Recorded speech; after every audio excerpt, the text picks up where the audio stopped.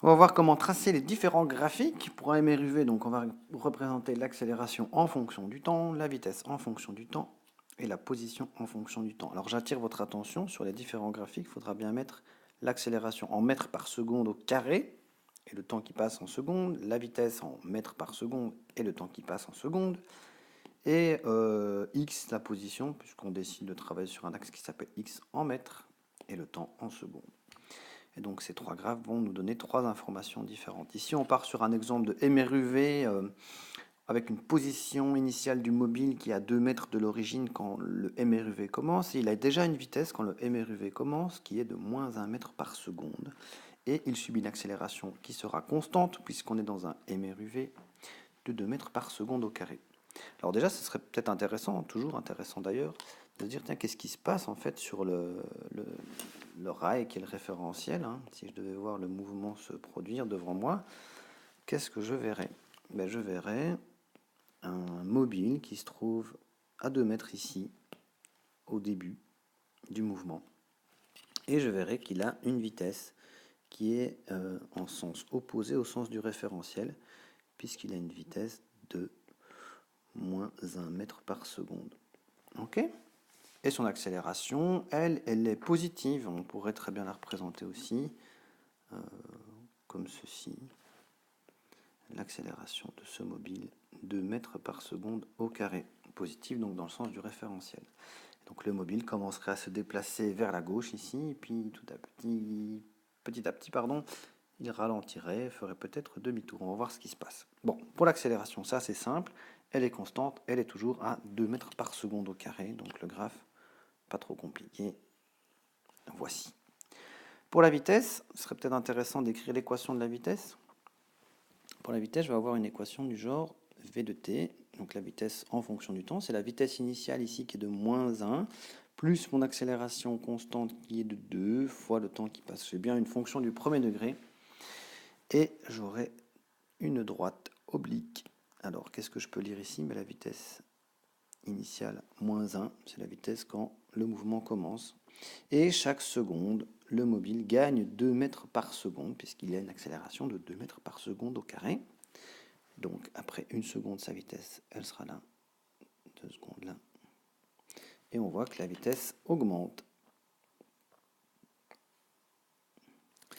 Alors il faut faire attention quand on dit la vitesse augmente, qu'est-ce que ça veut dire? Prenons un peu le temps de réfléchir ensemble.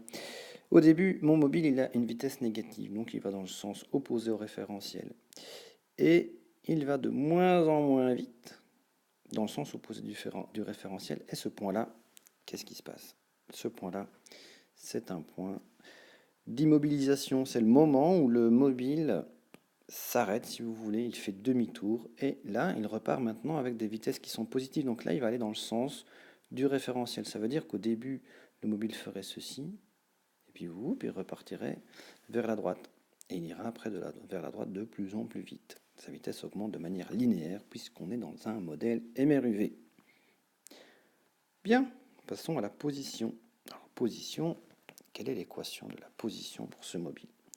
La position en fonction du temps nous est donnée par la position initiale. La position au départ, c'était 2 mètres. Plus la vitesse initiale fois le temps. Vitesse initiale moins 1 fois le temps qui passe. Plus l'accélération fois le temps au carré. Et j'oublie pas de diviser par 2. Ok. Alors 2 et 2, je vais pouvoir simplifier dans ce cas-ci. Et donc on se retrouve avec une équation de moins t fois t carré. Si je simplifie x de t. Alors 2 moins t, pardon, pas fois, qu'est-ce que j'ai dit moins? Plus t carré, voilà, c'est bien une expression du second degré, donc on aura à faire une parabole. Pour tracer une parabole, c'est pas si simple que ça, il faudrait peut-être faire un tableau de valeurs, je pense. Déjà, on peut représenter la position initiale. Hein. Quand le chronomètre commence, le mobile est à 2 mètres. Ok. Normalement, après 0,5 secondes, ici, on voit que le mobile devrait faire demi-tour. On va voir ce qui se passe. Alors, pour tracer ça, je vais réaliser un tableau de valeurs. Le voici. Donc, j'ai injecté différentes valeurs de t pour obtenir les valeurs de x. Et maintenant, je vais représenter ces différentes données sur le graphe. Voici donc mes points. Je vais relier tout ça. Et j'obtiens la courbe qui me donne la position en fonction du temps. Et je vois que j'obtiens bien une parabole.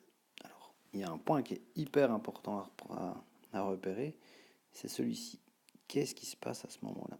Regardez sur le graphe de la vitesse, c'est le moment où la vitesse change de signe. Donc le moment où le mobile fait demi-tour. Donc si j'observe bien mon graphe, donc j'ai bien ma parabole, hein, chose attendue en MRUV pour la position en fonction du temps.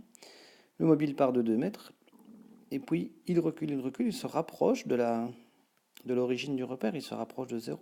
Il arrive à 1,75 mètres de l'origine, puis il repart à 2, puis à 3, puis à 4 mètres, et là donc il repart vers la droite. Donc, ici on voit vraiment le point de demi-tour. Alors comment est-ce que je peux savoir où la vitesse est positive, où la vitesse est négative? Je regarde la pente du graphe. Ici j'ai un graphe qui est décroissant, donc la pente est négative, ça veut dire que la vitesse sera négative. Les positions diminuent.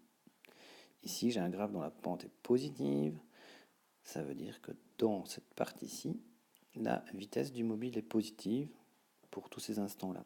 Et si vous regardez la pente, elle augmente, elle augmente, elle augmente. Ici c'est beaucoup plus pentu que là. Ça veut dire qu'ici le mobile va plus vite. Plus la pente sera grande, plus la vitesse sera importante. Vous voyez que la vitesse augmente, elle est de plus en plus grande quand le temps passe. Ici, la pente, elle est nulle, on est en train de faire demi-tour. Voilà tout ce qu'on peut lire sur un graphe, sur les différents graphes pour un MRUV. Voilà.